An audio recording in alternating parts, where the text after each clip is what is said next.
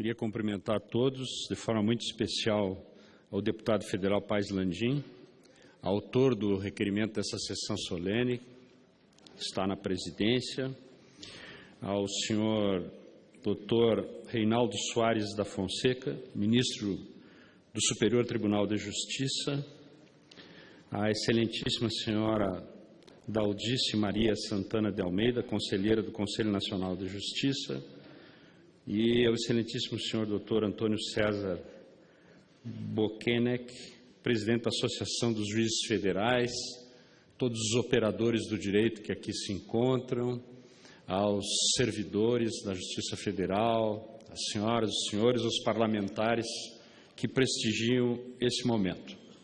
Nosso partido, PDT, em nome da bancada do PDT, que eu tenho a honra de liderar, queríamos prestar a nossa homenagem, o nosso reconhecimento nesses 125 anos de criação da Justiça Federal. A Justiça Federal completou, como referi, 125 anos. A celebração de hoje, aqui nessa casa, Parlamento Brasileiro, é para celebrar essa trajetória.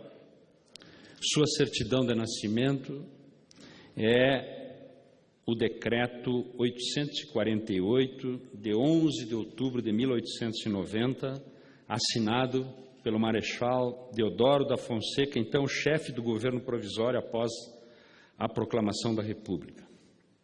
Sim, a Justiça Federal nasceu logo depois da proclamação para construir uma federação, desejo que motivou tantas revoltas ao longo do período imperial e era necessária, entre outras coisas, para partilhar a função jurisdicional entre as justiças da União e as justiças estaduais. Essa necessidade era tão urgente que não aguentou nem esperar a promulgação da Constituição, que só veio depois de 1891. O nascimento quase simultâneo indicava que a história viria depois a comprovar que a Justiça Federal e a República estão ligadas e que fortalecer uma é fortalecer a outra. Ao longo desses 125 anos, a jurisdição comum da União passou por altos e baixos. Houve períodos de ascensão e outros de declínio. Mas é seguro afirmar que cada vez que sua organização foi melhorada, o resultado foi positivo para o bom funcionamento institucional do Brasil, do país. A relação, essa trajetória, ela tem intimidade com a vida institucional do nosso país. Os aperfeiçoamentos foram sendo preservados e somados, e desde a Constituição de 88 pode-se dizer que a Justiça Federal tem a melhor organização que jamais teve. Faço isso com a reserva natural de quem, embora tenha uma militância de vida inteira como advogado, não tem a intimidade do cotidiano e do dia a dia, mas tenho certeza que as senhoras e senhores operadores têm também essa referência.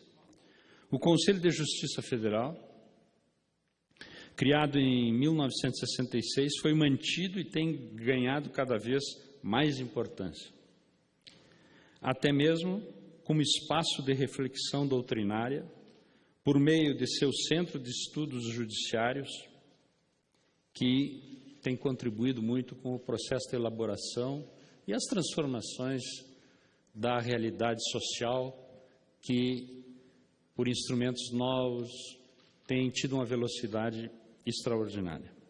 O Tribunal Federal de Recursos, que centralizava toda a segunda instância, foi desde 1989 substituído por 5 tribunais regionais federais, muito mais aptos a conhecer a realidade de suas respectivas circunscrições.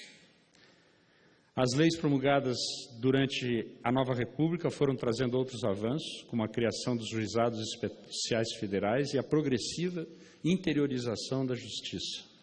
Nós que temos também uma vivência nas diferentes regiões do país, somos lá do oeste do Rio Grande do Sul, temos também essa consciência dessa importância da capilaridade e do avanço nas regiões do país da Justiça Federal. Ainda há obstáculos, não se pode negar. A despeito dos esforços de interiorização, ainda há, segundo avaliações do Conselho de Justiça Federal, uma grande carência de varas federais em diversas seções judiciárias. A população brasileira continua crescendo e é cada vez mais ciosa da defesa de seus direitos. A litigância só tende a aumentar. É uma tarefa permanente a adequação entre a estrutura do Poder Judiciário e as demandas dos jurisdicionados. Outro equilíbrio